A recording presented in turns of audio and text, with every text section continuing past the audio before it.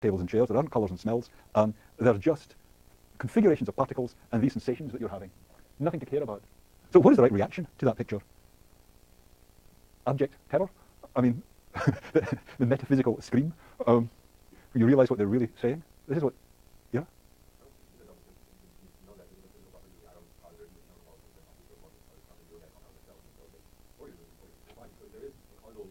There's a causal chain, yeah. Okay. Very good. So you can say it's different levels. Yeah. So if you do that, if you take that line, what happens to the regular world? Is that all out there, or is that an aspect of our consciousness? Okay, so it's got nothing to do with our consciousness. Yeah, but consciousness is just one thing among many, right? So the colours and the smells and the tastes, and they're really out there, and our minds are there too. But it's all just different levels. Yeah, I think that's correct. I think that's the right move. Yeah. So I'm not supposed to agree with these questions, but I do. I think that's absolutely the answer. Yeah. Yep.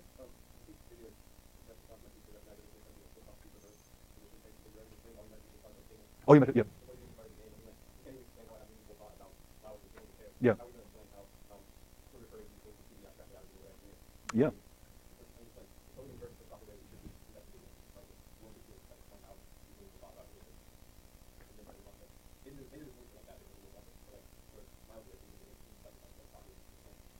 I absolutely agree. Yeah, I think that's absolutely the right way to think of it. I would point out that it's kind of the usual picture that scientists, including physicists, have is that no, the colours are just an aspect of your mind. Yeah. What you guys are saying is you don't believe that for an instant. We should start out with the idea that the colours are just out there, and we find out about them by being aware of them. Yeah. And I think that's absolutely correct. Yeah. But I just want to, it's not trivial what you're saying. Yeah. I mean, it's not obviously correct. I think it is correct nonetheless.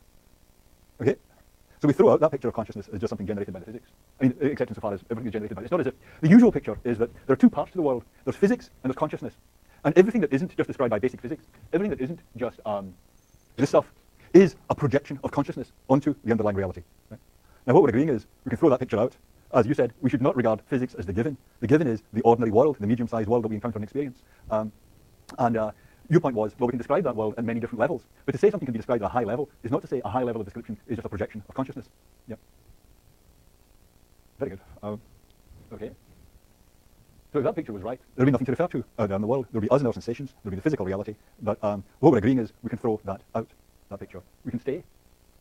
We didn't have to leave the dawn in which it was bliss to be alive. We can stick with that picture of the medium-sized world. Mom can come back. Right. Yeah, don't spoil it. Yeah. Yeah. Then why could we refer to this clump of atoms that, is a chair? It is a chair, yeah.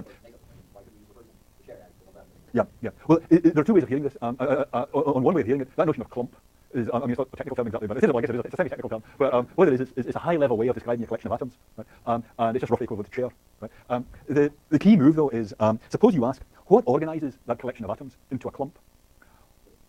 Right, if you take that view, the organisation is out there in the world, independent of us, yeah, then this is the view that we are developing, yeah. The other view, the view that I'm saying most physicists, I think, would actually buy, I mean, and yeah, many people would buy, is that no, what organises a clump of atoms into a chair is that we project chairness onto it. That after all, whether something is a chair, look, let me just try, I find myself having to argue the other side, but what makes something a chair has to do with our interests, our objectives. If there had been no humans, there'd be no point to saying these things are chairs or these things are yellow. These things are anthropocentric distinctions. That's the idea on the other side. But this is solid, and around that Yeah. is gas. So there's just like that difference there. So Very good. agree with that. When I say a chair, I mean the things that take up. This is solid. Yep, absolutely, yep. Then they would agree with that. They have to, yep. Well, Well, all right. I don't want to push this too far because I really have no interest in winning this argument. But I guess the view on the other side would be, after all, to be a chair is not enough that it be solid, right? Suppose that just for the purposes of demonstration, I take a hatchet to the chair, right? And so I leave, just before class comes in, I take a hatchet to your chair, and I leave you with just a splintered collection of matchwood, yeah? And you say, where's my chair? What have you done to my chair? I say, the chair's fine, it's just still there. Look, it's solid. Right? It's not enough that it just be solid. Yeah? It's got to be organised a particular way, very specific actually. You know, I could do it in lots. I could destroy your chair in lots of subtler ways than that. And if you ask, well, what exact kind of organisation makes it a chair? The argument is the only way you have to explain that is we treat it like a chair. It strikes us as a chair. It's really a mentalistic thing. Is that we project that onto this collection of atoms.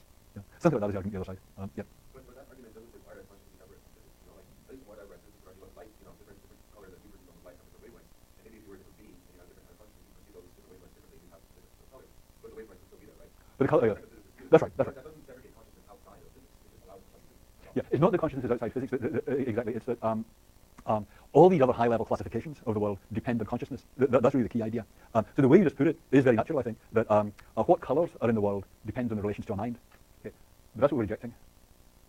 How do we do this? We say that it is possible for an alien race to Oh, that's right. But the question is, does that show that blueness is out there independent of us? Not the wavelength, the blueness. Right. It's a projection of the human mind onto the wavelengths. The wavelengths are the reality. The human mind carves them up in this way. Some alien species might carve it all up a different way. Yeah. What colours are in the world depends on how it's being perceived. Is it? What's going on here is not to threaten the idea of conscious experience. No, it's challenging. Conscious experience is fine, right? It's how you think of what conscious experience is. One picture is, here's the colour out in the world. Nothing to do with minds. It's just there. And over here is the mind. And the mind is related to that colour. And that's what it is to have a colour sensation. The colour comes first. The other picture is, out there in the world, there are no colours. There are only the wavelengths. And what happens is that these wavelengths produce sensations. That's all the colour there is, that production of sensations by the wavelengths. So if you have that second picture, the sensation is not a matter of you being related to something out there. The sensation is just something being generated in you, and it might be quite different in you than in me. Yeah. So to tell you the truth, it's not so much I want to force one picture on you rather than the other, but I just want to be clear there's a difference here between these two pictures. Are you is it plain what the issue is? What question is? Yep. I'm putting them both on the table and I'm saying this view is very hard to believe. It alienates us from the world we experience, and I myself, for that reason, think we should go back to before we knew about physics, and keep that picture of the world in place. And I guess my point is, it would be obviously appealing to be able to do this. It would restore our sense of the shared world. It would explain how experience can make it possible for us to think about the world, and these arguments about different levels actually show you how you could keep this in place. This medieval picture, you see that picture from before the scientific revolution. That could stay intact even if you think physics is just fine. It's just our interpretation of physics.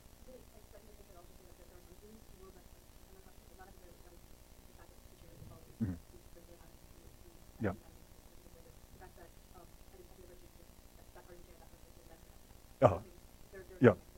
Yeah, if you say, oh, that's handy, that doesn't have to be a part of the world that was there independent of you, the handiness of it.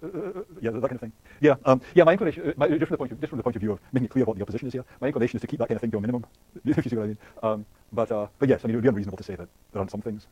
Being icky, you see what I mean? There's been plenty of things where you'd have to be very hard-headed to say, yes, the ickiness was out there and you just found out about it. Yeah.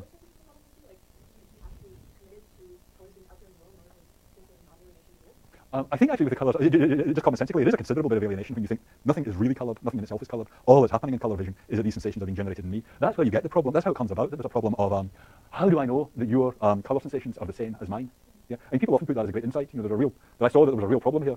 It's just generated by this way of thinking about colour experience. Yeah, if you hold onto this picture of colour experience, yeah, then there isn't such a problem because this flower out there is the same that you and I are both encountering.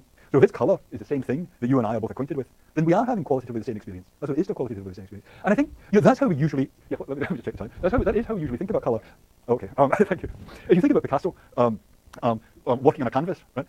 Picasso is not saying, here I am manipulating a whole bunch of atoms in the hope that it will generate colour sensations in other people, which will be quite different to my colour sensations. You know, God knows what they're all getting when they look at this. But I hope that they will find them agreeable, because I certainly get some quite agreeable ones when I look at the canvas. That's not what he's thinking. He's thinking, no, out there is out there is the canvas with the colours on it, and I'm working on that. These, that's how we usually think about colours, as out there, and that you and I are taking in the same ones. He's taking it that everybody's taking in the same collection of colours when they look at the canvas. That's how we usually think about it. And that's why I mean it would be a lot of alienation in detaching yourself really from that picture. That's what I mean about doublethink. People don't really rigorously do this in everyday life. Yeah. Yeah. Project stuff onto it. Yeah.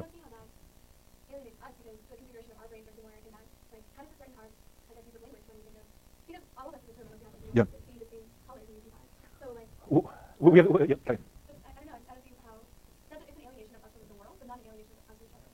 Well, if what's going, suppose what's going on is this, that there's just the world described by physics, so just this stuff. You and I are evolved collections of molecules navigating through this stuff. Why do we have sensations? The only reason we have sensations is because they have some adaptive value. So the colour sensations just have some adaptive value in when you navigate through all this. And this would be too complex. You couldn't really compute all this stuff if you got the raw data, if you got it right. Yeah. So what you get is these convenient fictions. That's what your sensations are.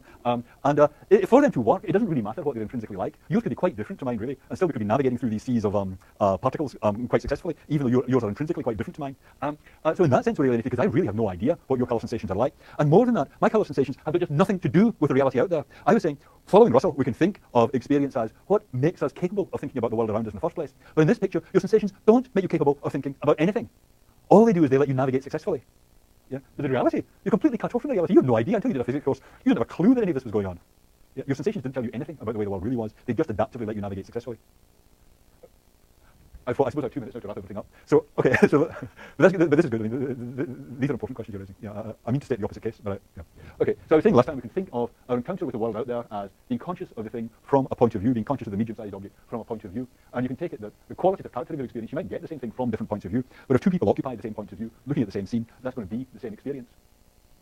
I mean, really, if you remember Putnam on Brains in a Vat, Putnam was saying the brain in a vat has to be getting it right about its environment. And therefore, if the brain in the vat's getting it right about its environment, you and I are certainly getting it right about our environment. But the thing is, if you think about the brain in the vat, there's some sense in which the brain in the vat has no idea of what is going on in the vat, right? The world is not a bit like the way it thinks it is. Yeah? It's having these sensations, but its sensations bear no resemblance to the vat world.